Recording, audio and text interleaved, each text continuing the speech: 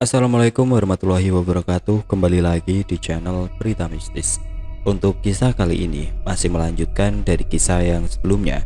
Sebuah kisah yang diambil dari KBM dari tulisannya akun yang bernama Rianti INK. Sebuah kisah yang berjudul Teka-teki Kematian Bidan Padmi.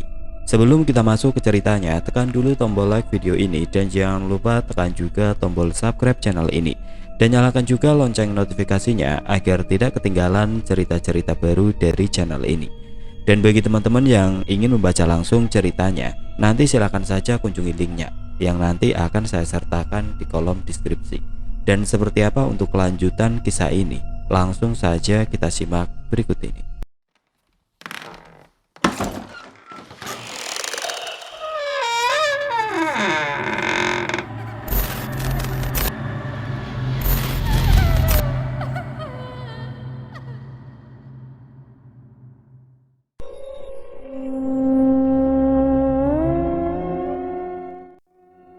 Pagi harinya, aku dan Woro bangun secara bersamaan.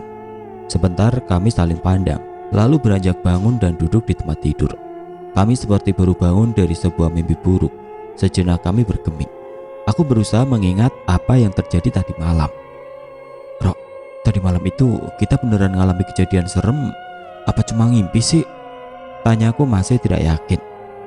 Woro memandangku. Gak tahu aku juga nih, kayaknya ngimpi, tapi aku memang ngerasa ngalami, jawab Woro dengan wajah heran. Kembali kami saling diam, sibuk dengan pikiran masing-masing. Salat subuh Yunik, ntar keburu habis waktunya, ucap Woro seraya menepuk pundakku. Seakan tersadar aku mengangguk. Jam di dinding kamar telah menunjukkan pukul 5 kurang 10 menit. Waktu subuh sudah terlewat beberapa menit yang lalu. Bergegas kami turun dari tempat tidur dan menuju kamar mandi. Bergantian aku dan Woro mengambil air wudhu, lalu mendirikan sholat subuh berjamaah. Tok tok tok. Assalamualaikum. Terdengar suara orang mengucapkan salam sambil mengetuk pintu depan ketika aku dan Woro sedang berada di dapur membuat sarapan. Siapa tuh Nik? Tanya Woro yang sedang mengiris cabai. Kayaknya suara Kak Edi, jawabku. Bentar, aku bukain pintunya. Lanjutku seraya berjalan ke ruang tamu. Waalaikumsalam, jawabku sambil membuka pintu. Tampak Kak Edi dan Kak Wasil duduk di teras. Begitu pintu terbuka, mereka berdua sudah berpakaian rapi. Aku menautkan kedua alis. Tumben, Kak Edi sama Kak Wasil jam segini udah rapi. Memangnya pada mau pergi kemana? Tanyaku sebelum kedua kakak senior itu mengucapkan kata. Kami berdua hari ini ada penataran di Dinas Kesehatan Kabupaten Nik. Sama Bu Eka juga. Dokter Reza juga kayaknya ikut. Mungkin ada yang mau dia urus di sana. Biasanya kalau kami penataran di kabupaten, pulangnya malam. Jadi BP atau balai pengobatan, istilahnya untuk ruang periksa pasien yang ada di puskesmas. Nggak ada yang jaga. Kakak mau minta tolong sama kamu untuk piket di BP hari ini. Tadi kakak udah bilang ke dokter Reza dan dia kasih izin, jawab Kak Edi. Aku manggut-manggut. Baik kak, nanti saya akan piket di BP. Memangnya mau berangkat jam berapa? Ini mau langsung berangkat. Ya sudah, kami berangkat dulu ya Nik, kata Kak Edi seraya beranjak dari duduk, diikuti oleh Kak Wasil. Kedua orang kakak senior itu lalu pergi ke arah puskesmas. Tampak mobil ambulan sudah terparkir di halaman puskesmas dan Pak Sam sudah duduk di belakang setir. Tidak lama berselang, mobil ambulan pun berjalan perlahan meninggalkan halaman puskesmas setelah Kak Edi dan Kak Wasil naik. Siapa Nik? Tanya Woro yang muncul dari belakang. Kak Edi sama Kak Wasil, mereka mau penataran dan minta aku untuk piket di BP, sautku. Kamu ikut ke puskesmas yuk Ro, nemenin aku, ngomong sepi. Dokter Reza sama Bu Eka juga ikut. Woro mengangguk. Kita sarapan dulu yuk, ajaknya. Pukul 7 tepat, aku dan Woro sudah berpakaian rapi dan segera berangkat ke puskesmas.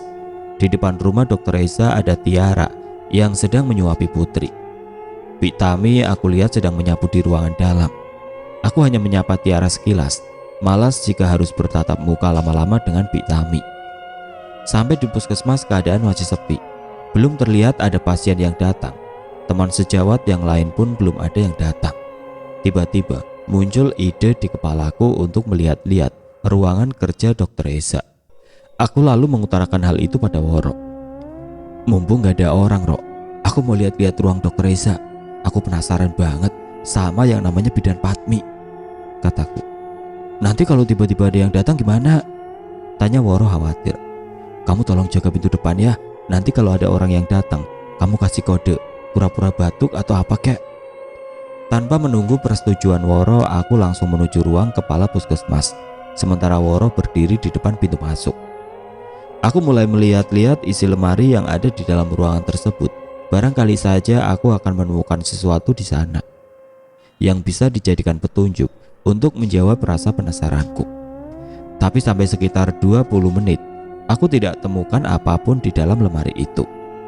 Aku berniat menutup lemari ketika tiba-tiba aku menemukan sebuah foto di dalam salah satu map arsip posyandu yang tersimpan di sana.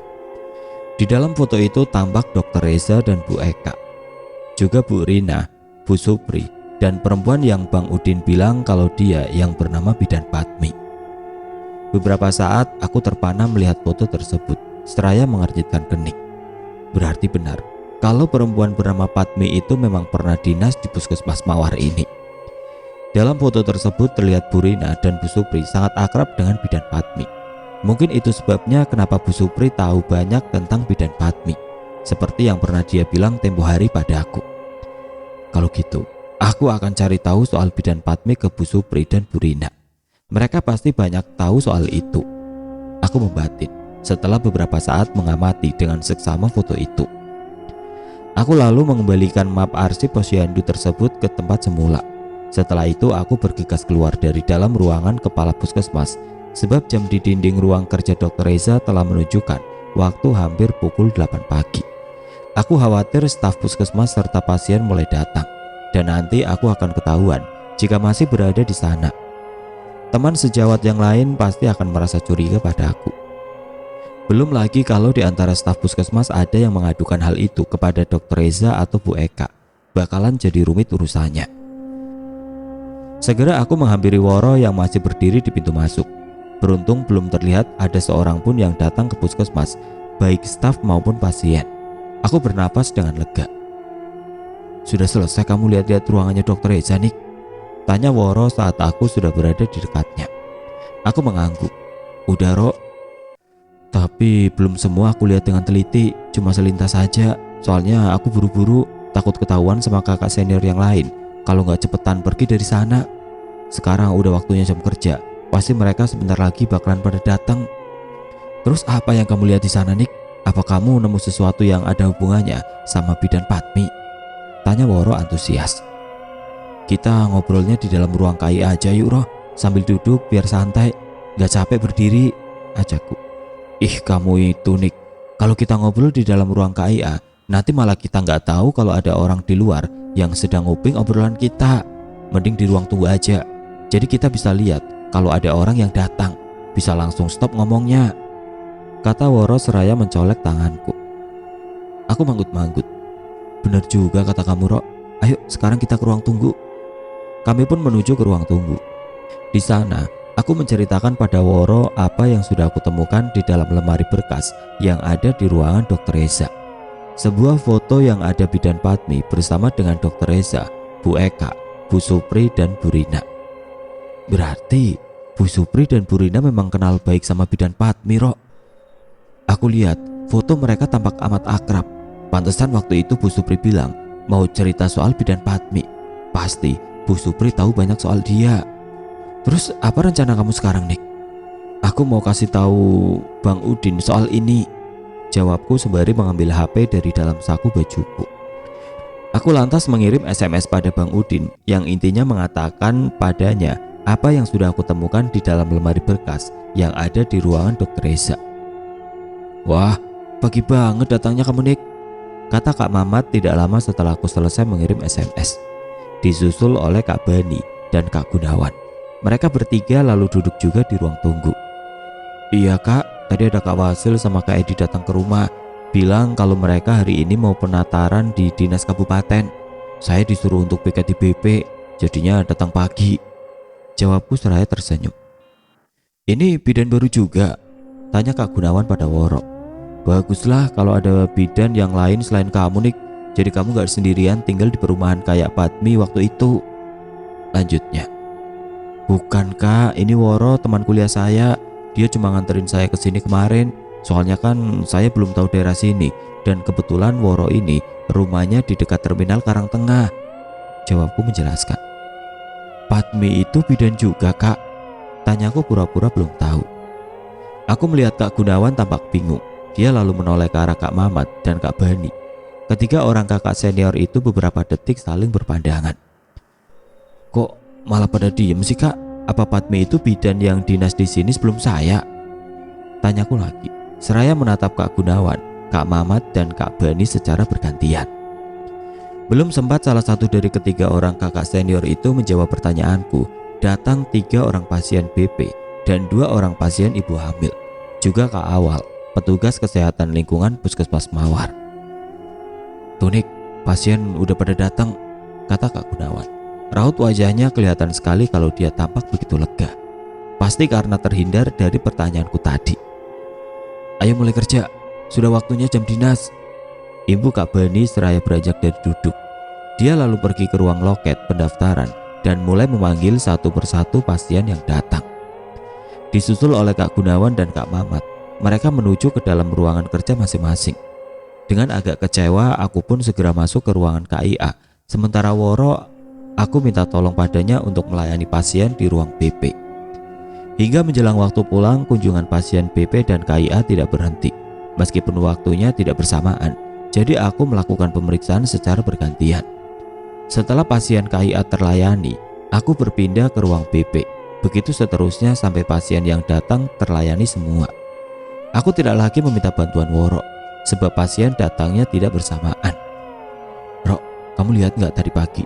Semua kakak senior kayaknya seneng banget waktu ada pasien datang. Mereka jadi nggak perlu jawab pertanyaanku. Tanyaku pada Woro setelah tidak ada lagi pasien yang datang berkunjung. Iya Nik, aku lihat kok. Aku jadi ikut penasaran. Apa ya sebetulnya yang udah terjadi sama bidan Padmi? Pasti ada sebuah rahasia di balik diamnya semua staf puskesmas ini. Jawab Woro sembari mengernyitkan dahi. Bener banget Rok, tuh lihat. Sekarang pun kakak senior itu gak ada yang mau keluar dari ruangannya. Padahal kemarin-kemarin mereka selalu duduk berkumpul di sini sambil nunggu waktu pulang. Sampai habis jam kerja, aku hanya duduk berdua dengan Woro di ruang tunggu. Ketiga orang kakak senior itu tidak ada satupun yang ikut ngobrol dengan kami. Nik, kamu belum mau pulang? Tanya Kak Mamat. Begitu lewat di depanku ketika waktu jam kerja sudah habis. Belum kak, saya masih mau ngobrol sama Woro. Dekat ini rumahnya, jawabku. Kalau gitu kami pulang dulu ya Nik, kata Kak Bani. Aku mengangguk. Iya kak, hati-hati di jalan. Ketiga orang kakak senior itu lalu pergi meninggalkan aku dan Woro, disusul oleh Kak Awal. Dia staf puskesmas yang paling acuh, apatis, kata Kak Edi dan Kak Wasil. Ayo kita pulang Nik, ajak Woro seraya bangkit dari duduknya. Setelah semua orang pulang, hanya tinggal aku dan Woro saja di puskesmas. Ntar dulu Ro, aku mau lihat-lihat ruangan Dokter Reza lagi. Oleh sebab itu aku sengaja pulang belakangan, kataku sembari menarik tangan Woro. Aku dan Woro lantas menuju ke ruang Dokter Reza dan mulai memeriksa apa saja barang yang ada di sana. Mbak Niken sedang ngapain di sini? Tiba-tiba terdengar suara dari arah pintu, membuat aku dan Woro kaget setengah mati. Aku menoleh ke arah pintu. Tampak Bik Tami sedang berdiri di sana, matanya tajam menatapku dan Woro penuh selidik. Mbak Niken sedang apa di sini? Tanya Bik Tami mengulangi, matanya masih menatap tajam penuh selidik. Aku menelan ludah sambil dalam hati merutuki diri sendiri. Kenapa tadi aku tidak ingat sama sekali kalau setiap siang Bik Tami akan membersihkan puskesmas setelah semua staf pulang kerja. Aku menoleh ke arah Woro yang ternyata juga sedang memandangku. Sepertinya dia juga sedang berpikir hal yang sama denganku. Wajahnya tampak bingung. Dengan susah payah aku berusaha untuk tetap tenang agar perempuan setengah baya yang ada di depan pintu itu tidak merasa curiga. Meskipun aku yakin kalau Bik Tami sudah curiga pada kami, aku dan Woro. Saya sedang nyari berkas bidan Padmi, Bi, jawabku sekenanya. Untuk apa nyari bekas bidan Padmi? Tanya Bik Tami. Wajahnya makin tidak enak dilihat. Sepertinya perempuan setengah baya itu memang menaruh curiga padaku.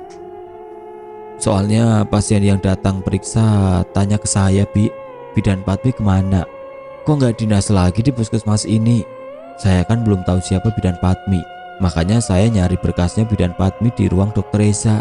Siapa tahu disimpan di dalam lemari ini. Soalnya di ruang KIA nggak ada. Jawabku juga dengan sekenanya, sambil berharap Bitami akan percaya pada ucapan. Mbak Niken nggak bakalan nemu berkas Bidan Patmi. Bu Eka sudah nyuruh saya agar membakar semuanya, kata Bitani, membuat aku dan Woro melongo mendengarnya. Loh, memangnya kenapa, Bi? Kok semua berkas Bidan Patmi dibakar? Tanyaku penasaran. Tiba-tiba wajah Bitami berubah. Sepertinya tadi dia sudah keceplosan bicara. Tanpa mengatakan apapun, perempuan setengah baya itu lantas berlalu dari hadapanku. Aku gak nyangka kalau omonganku tadi ternyata bisa bikin Bitami pergi dari sini. Padahal aku asal ngomong apa, kataku sembari terkekeh. Udah yuk, mendingan kita pulang sekarang nih. Waktu sholat udah kelewat nih, ajak Woro seraya melihat jam tangan.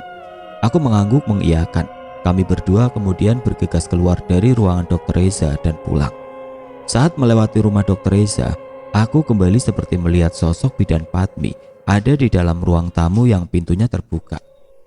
Tiara sedang menggendong Putri di teras depan. Sejenak aku berhenti ingin memastikan apakah penglihatanku benar atau hanya salah lihat. Nik, ngapain kamu berhenti di situ? Tanya Woro heran. Dia sudah berjalan di depan. Rok, kamu kesini sebentar, ucapku memanggil Woro dengan kelima jari. Woro menghampiriku, tapi ketika aku akan memberitahu Woro tentang sosok Bidan Patmi, dia sudah tidak terlihat lagi di tempat semula. Aku mengucak mata beberapa kali, namun makhluk itu tetap tidak terlihat lagi di sana. Kamu lihat apa memangnya, Nik? Tanya Woro pelan. Mungkin khawatir akan didengar oleh Tiara yang berdiri tidak jauh dari kami. Hantunya Bidan Patmi. Tadi aku lihat ada di ruang tamu Dokter Reza. Aneh gak sih menurut kamu, Rok? Kenapa dia ada di rumah dan ruang kerja Dokter Reza ya? Nanti lagi mikirnya, Nik. Mendingan sekarang kita pulang dulu dan sholat duhur. Keburu habis waktunya, kata Woro sambil menarik tanganku. Assalamualaikum, ucap Bang Udin saat aku dan Woro sedang duduk di teras depan setelah selesai sholat asar. Waalaikumsalam, jawabku dan Woro hampir bersamaan.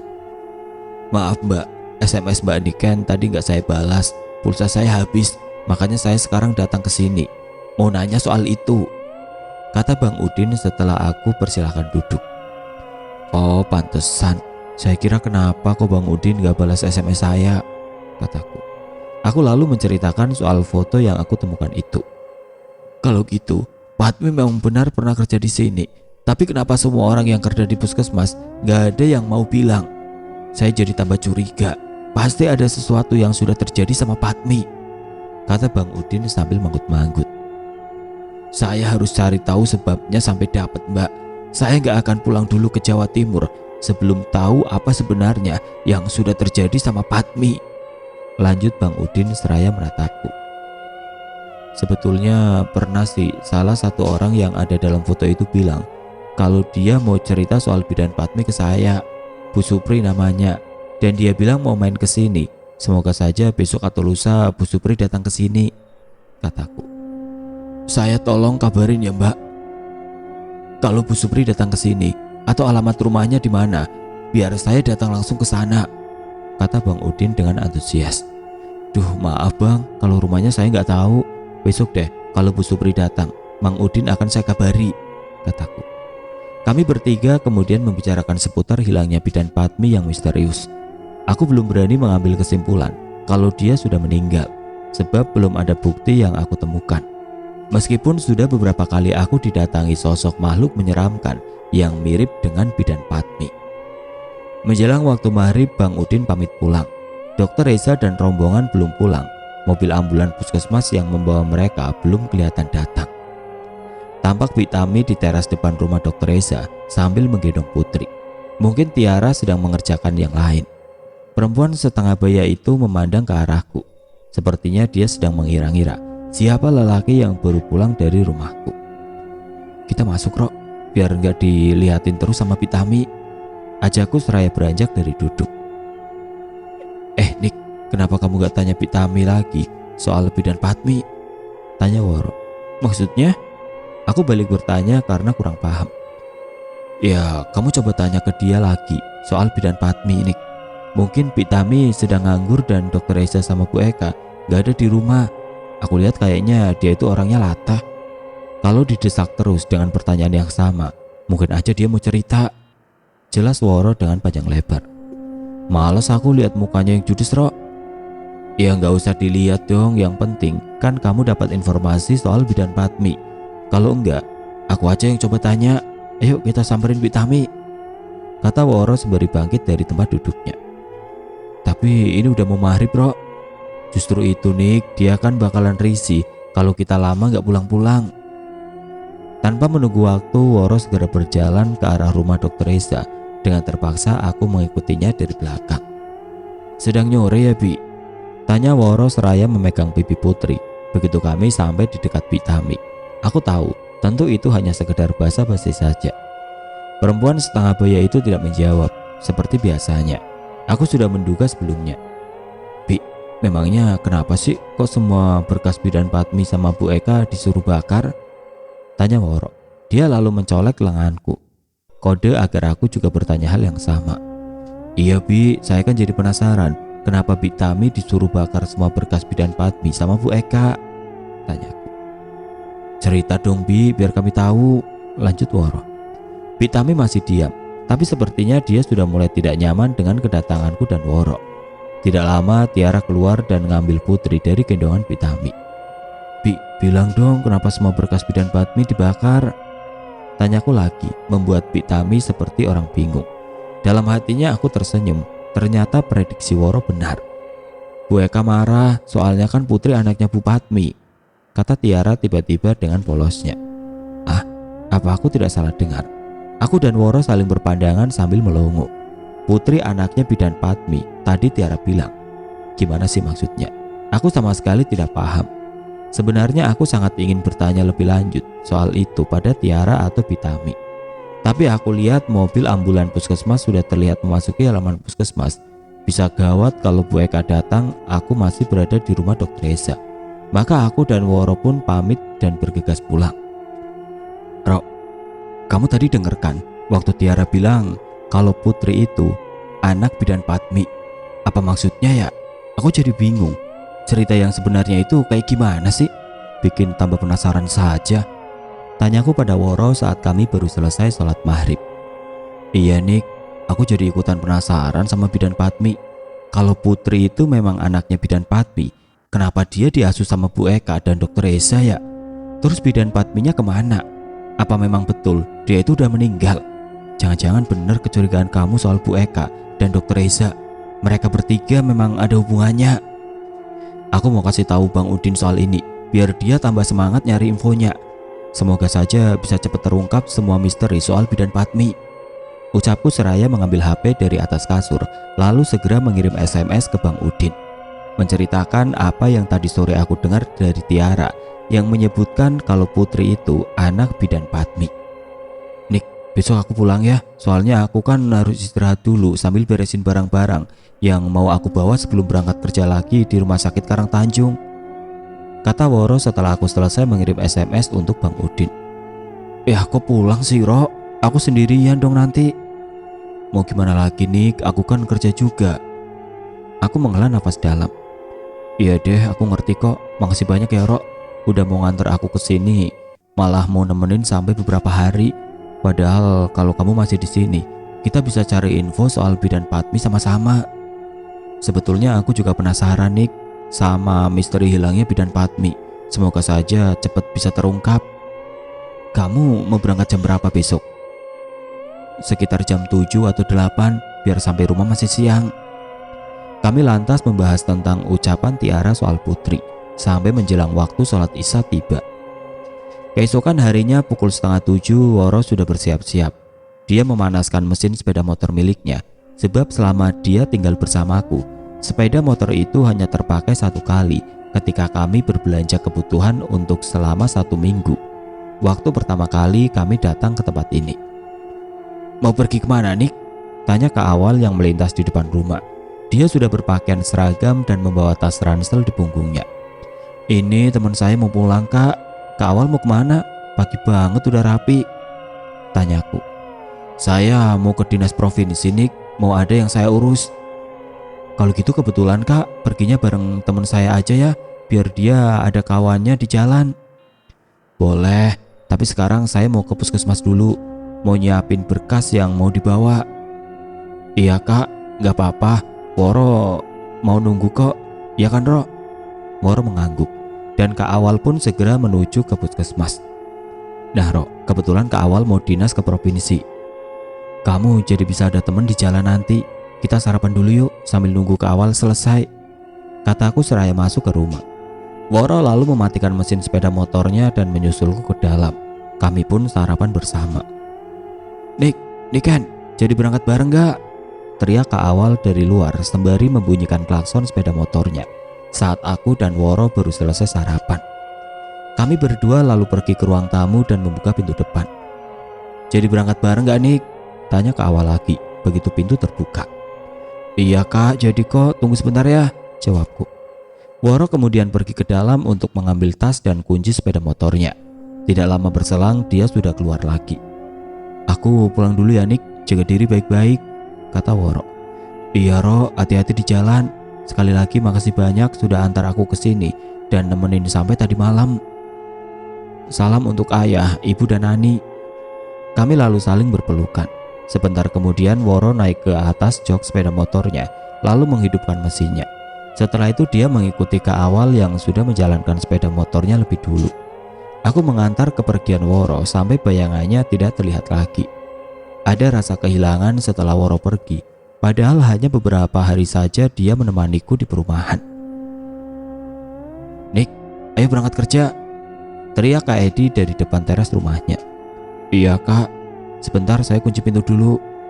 Aku lalu memakai sepatu dan mengunci pintu rumah, kemudian berangkat ke puskesmas.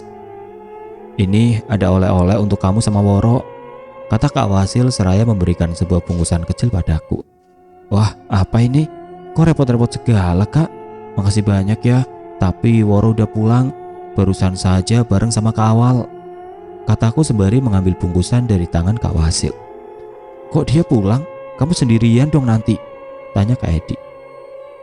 "Ya sudah, untuk kamu semua saja nih," kata Kak Wasil. "Iya Kak, Woro kan juga kerja di rumah sakit Karang Tanjung. Kemarin itu dia gantian hari libur sama temannya, dan lusa dia sudah harus masuk kerja lagi," jelasku. "Oh gitu, kamu berani kan tinggal sendirian di perumahan Nik?" tanya Kak Wasil. "Mudah-mudahan berani Kak." Kami bertiga kemudian berangkat ke puskesmas. Ketika lewat di depan rumah Dr. Reza, ada Bu Eka dan Bik Tami di teras. Mereka tampak sedang mengobrol. Kedua orang perempuan itu memandangku dengan tatapan tidak suka. Mungkin Bik Tami sudah bercerita pada Bu Eka tentang kejadian kemarin, terkait dia yang telah memergoki aku dan Woro sedang berada di dalam ruang kerja suaminya. Juga tentang Tiara yang mengatakan kalau Putri adalah anak bidan Patmi. Entahlah, yang pasti aku tidak peduli. Toh aku bekerja di Puskesmas Mawar karena ditugaskan oleh Dinas Kesehatan Kabupaten dan digaji oleh pemerintah, bukan oleh Dr. Reza dan Bu Eka. Sampai di puskesmas belum ada seorang pun pasien yang datang berkunjung. Aku segera membongkar lemari yang ada di dalam ruang KIA. Barangkali saja aku bisa menemukan sesuatu di sana. Dengan seksama aku memeriksa setiap buku yang tersimpan di dalamnya. Namun tidak aku temukan apapun yang ada hubungannya dengan bidan Patmi. Apa memang benar ya, semua berkas bidan Patmi sudah dibakar Bik Tami karena disuruh Bu Eka, seperti kata dia kemarin. Aku membatin. Hingga waktu pulang tiba, hanya ada 2 orang pasien KIA yang datang berkunjung. Selebihnya aku gunakan untuk kembali memeriksa semua barang yang ada di dalam ruang KIA. Tapi tetap tidak aku temukan apapun terkait dengan bidan Patmi. "Nik, kamu belum mau pulang?" tanya Kak Edi dari depan pintu ruang KIA saat aku sedang membereskan barang dan buku yang aku keluarkan dari dalam lemari. "Bentar lagi Kak, sedang beresin ini," jawabku sembari memasukkan buku ke dalam lemari meja. Kak Edi lalu masuk dan duduk di atas bed ginekologi. "Emangnya kamu sedang nyari apa Nik? Kok Kok kayaknya penting banget sampai semua isi lemari kamu keluarkan? Saya penasaran sama bidan Patmi, Kak. Saya sedang nyari berkas atau apa saja yang ada kaitannya sama dia. Jawabku terus terang, seraya menatap Kak Edi. Soalnya semua orang di puskesmas ini gak ada yang mau cerita ke saya, lanjutku. Kak Edi terlihat salah tingkah. Kakak minta maaf Nick, bukan maksud kakak gak mau cerita ke kamu. Tapi belum sempat Kak Edi meneruskan kalimatnya, Dokter Esa datang. Di, tolong kamu kasih ke saya hasil pelatihan kemarin ya, titah Dokter Esa. Baik dok, kata Kak Edi seraya turun dari atas bed ginekologi. Mereka berdua lalu pergi meninggalkan ruang KIA. Tiba-tiba telepon genggamku berbunyi, tanda kalau ada pesan yang masuk. Nick, alhamdulillah aku sudah sampai rumah. Kamu udah pulang kerja belum? Bunyi SMS yang dikirim oleh Woro. Syukurlah Ro, kamu sudah sampai dengan selamat. Aku masih di puskesmas, sedang bongkar lemari. Siapa tahu nemu berkas yang ada hubungannya sama bidan Patmi. Aku dapat cerita dari Kak Awal soal bidan Patmi Nick. Tadi di jalan dia sempat cerita waktu kami istirahat di warung. Yang bener Ro, kok Kak Awal mau cerita ke kamu? Tanyaku masih ragu, sebab selama aku berdinas di puskesmas, aku perhatikan Kak Awal orangnya tidak banyak bicara. Seperti kakak senior yang lain, dia lebih sering bekerja di lapangan sesuai dengan tupoksinya, tugas pokok dan fungsi sebagai petugas kesehatan lingkungan. Nanti aja aku ceritain kalau kamu udah pulang. Oke deh. Bergegas aku membereskan barang yang masih belum kumasukkan ke dalam lemari. Aku ingin segera pulang dan mendengarkan cerita dari Woro. Belum pada mau pulang kak? Tanyaku ketika lewat di depan kelima orang kakak senior yang sedang duduk di bangku ruang tunggu. Jam kerja sudah selesai sejak 5 menit yang lalu. Para kakak senior itu tengah asik mengobrol, termasuk Kak Edi. Rupanya dia sudah selesai menghadap Dokter Eza dan tidak mau kembali lagi menemuiku di ruang KIA. Pasti karena dia khawatir aku akan bertanya-tanya soal bidan Patmi padanya. Belum Nick, kami masih seru ngobrolin pertandingan bola tadi malam, jawab Kak Bani. Kamu kalau mau pulang duluan, pulang aja gak apa-apa. Mungkin mau masak, namanya juga perempuan, lanjutnya. Iya Nick, kalau kamu mau pulang duluan, pulang aja. Ibu Kak Wasil diikuti anggukan kakak senior yang lain. Tanda mereka setuju dengan apa yang dikatakan oleh Kak Wasil. Kalau gitu saya pulang duluan ya kak. Mari semuanya, assalamualaikum. Pamitku seraya tersenyum. Waalaikumsalam, jawab kelima orang kakak senior itu hampir bersamaan. Aku segera melangkah pulang. Di perjalanan aku membuka bungkus coklat yang diberi Kak Wasil tadi pagi dan mulai menggigitnya. Ketika pandanganku mengarah ke rumah, tampak ada seorang lelaki yang sedang duduk di teras. Aku meminjingkan mata untuk bisa melihat dengan lebih jelas. Siapakah gerangan orang itu? Sepertinya dia Bang Udin. Maka aku pun mempercepat langkah agar bisa segera sampai di rumah. Kasihan Bang Udin kalau harus menunggu aku terlalu lama. Niken, berhenti kamu. Tiba-tiba terdengar suara teriakan Bu Eka ketika aku melintas di depan rumahnya. Dia sedang berdiri di depan pintu. Sejenak aku menghentikan langkah. Iya, ada apa Bu? Tanyaku dengan spontan, seraya menautkan kedua alis. Mau apa perempuan judes ini tiba-tiba memanggilku? Aku membatin. Saya dengar dari Pitami katanya kemarin siang kamu masuk ke ruangan kepala puskesmas. Apa benar? Tanya Bu Eka sembari menatapku tajam penuh selidik. Aku menelan ludah. Rupanya benar dugaanku kalau perempuan setengah baya itu sudah bercerita pada Bu Eka soal kejadian kemarin siang. Iya Bu, benar, saya minta maaf, ucapku datar. Lancang sekali kamu Niken. Berani-beraninya kamu masuk ke ruangan suami saya tanpa izin, hardik Bu Eka. Dan aku hanya diam saja karena memang merasa bersalah. Melihat aku diam saja, Bu Eka terus nyerocos tanpa henti, memaki dan mengeluarkan kata-kata kasar sampai terasa panas dada dan telingaku mendengarnya. Untung saja tidak ada orang lain yang sedang berada di situ. Aku pasti akan merasa sangat malu jika ada orang selain kami berdua. Saat itu aku baru tahu sifat asli istri Dokter Esa itu seperti apa. Benar-benar memalukan, seperti layaknya orang yang tidak berpendidikan. Apa kamu mau juga bernasib sama seperti si Patmi sialan itu, ha? Hardik Bu Eka tiba-tiba. Aku mengerutkan kening. Tidak paham dengan apa yang baru saja dia katakan. Maksud ucapan ibu barusan apa ya? Tanyaku seraya menatap perempuan judes itu. Seketika wajah Bu Eka berubah, barangkali dia menyadari kekeliruannya. Dia tampak salah tingkah, mungkin tadi dia sudah keceplosan bicara.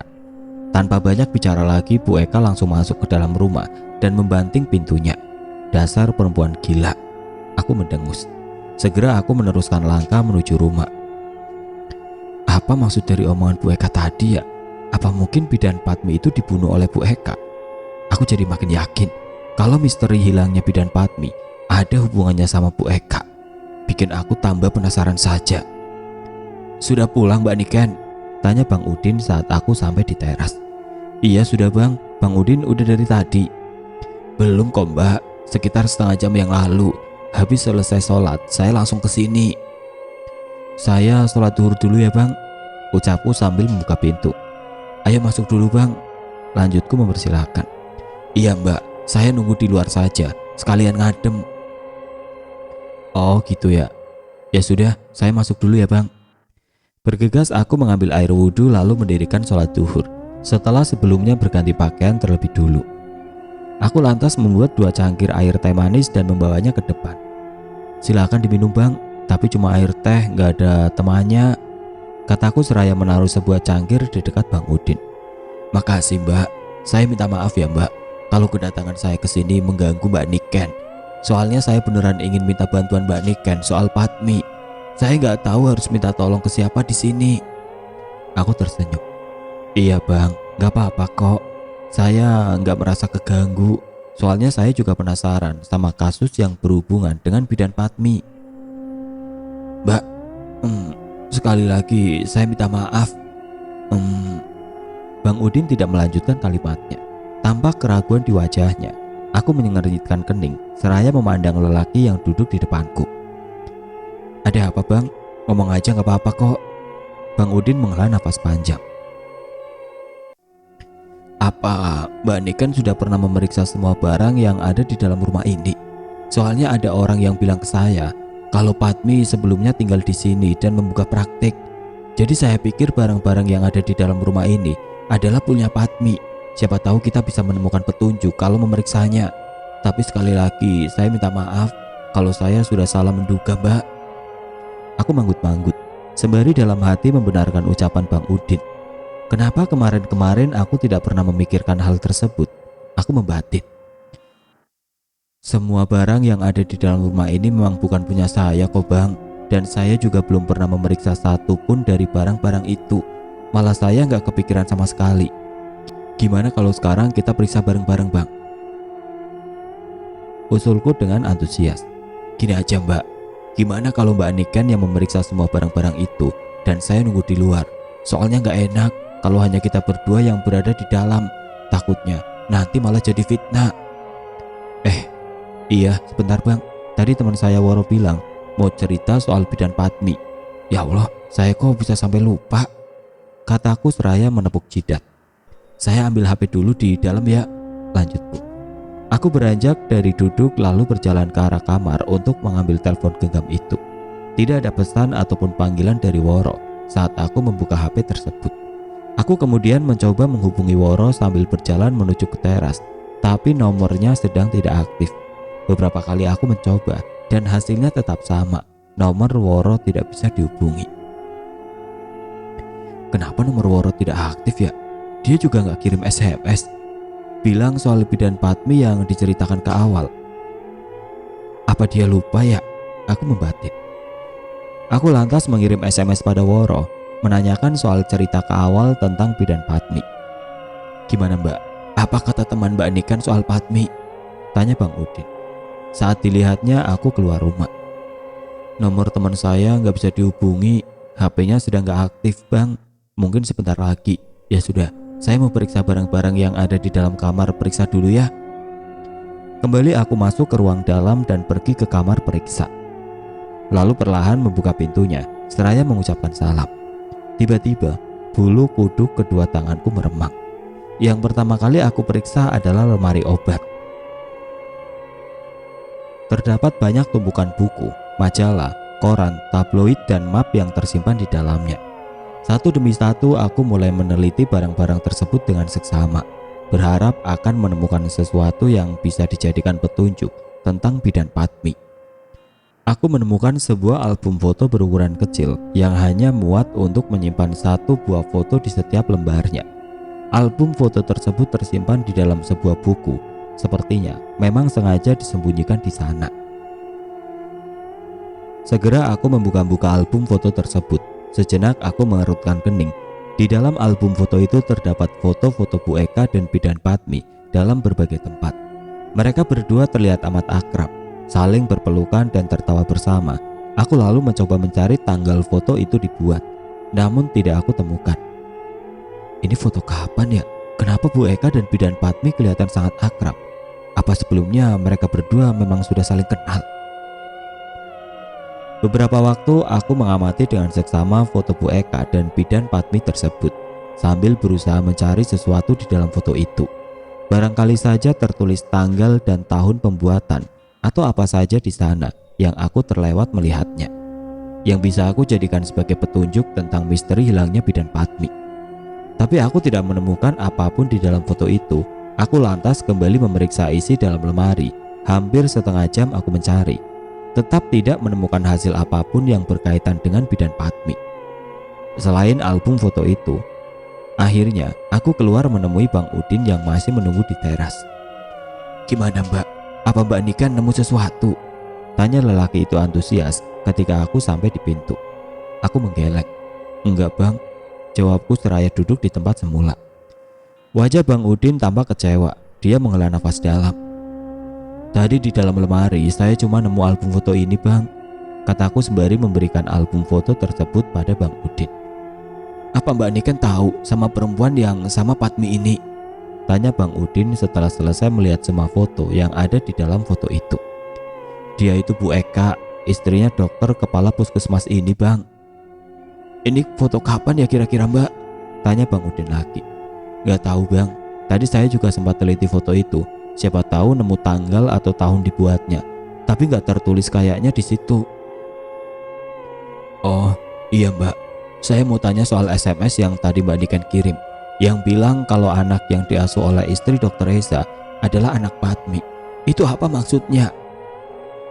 tanya Bang Udin seraya menatapku. Aku menarik nafas dalam, lalu menceritakan soal Tiara yang mengatakan kalau Putri adalah anak bidan Padmi. "Memangnya umur anak itu sekarang berapa bulan Mbak?" Waktu itu saya pernah tanya ke Tiara yang mengasuh Putri. Katanya 8 bulan Bang, tapi yang pastinya saya juga nggak tahu. Tiba-tiba telepon genggamku berbunyi, tanda kalau ada pesan yang masuk. Aku segera mengambil HP itu dari dalam saku baju, lalu melihat pesan dari siapakah gerangan. Ternyata SMS balasan dari Woro. Cepat-cepat aku membaca SMS tersebut. "Maaf Nik, aku baru sempat baca SMS kamu, soalnya tadi masih di jalan ke tempat kos. Tadi pagi Kak Awal bilang kalau bidan Padmi itu pacarnya Dr. Reza, dan Putri itu katanya memang benar anak bidan Padmi." Aku menghela nafas panjang seraya menautkan kedua alis setelah selesai membaca SMS dari Woro. Lalu segera membalas SMS itu, sebab aku belum sepenuhnya paham dengan kalimat yang ditulis Woro. Aku ingin tahu lebih detail agar jelas dan tidak asal menebak saja. "Jadi maksudnya Dr. Reza sudah berselingkuh dengan bidan Padmi dan Putri adalah anak hasil hubungan mereka?" 2 menit berlalu tapi SMS yang aku kirim belum dijawab oleh Woro. "SMS dari teman Mbak Niken ya Mbak?" tanya Bang Udin. Aku mengangguk. "Iya Bang." "Apa dia ngomong soal Padmi Mbak?" Aku lantas memberikan HP-ku pada Bang Udin agar dia membaca sendiri SMS yang dikirimkan Woro. Sejenak aku melihat wajah lelaki itu menegang, lalu disusul dengan rahang yang mengeras dan terdengar bunyi gemertak giginya. Sepertinya Bang Udin sedang menahan amarah.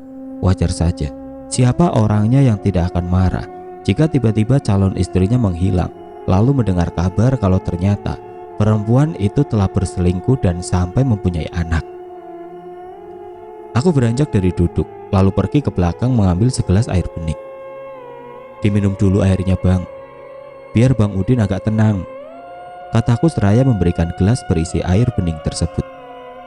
Hingga menjelang waktu asar, aku dan Bang Udin hanya saling diam, sibuk dengan pikiran masing-masing. Aku tidak berani mengatakan apapun yang berhubungan dengan bidan Patmi. Aku khawatir salah ucap yang akan menambah beban pikiran lelaki itu. Mbak, saya pulang dulu ya. Sudah mau masuk waktu asar. Pamit Bang Udin seraya melihat jam di tangannya. Dia lantas bangkit dari tempat duduknya. Oh, iya Bang. Terima kasih atas semua info yang sudah Mbak Andikan berikan ke saya soal Patmi. Lanjut Bang Udin. Sama-sama Bang, saya hanya ingin membantu sebatas apa yang saya tahu. Soalnya saya juga penasaran. Setelah itu Bang Udin pun pergi ke arah pasar. Aku lalu melihat HP, berharap ada SMS dari Woro. Namun sampai tiba waktu asar, Woro belum juga membalas pesanku.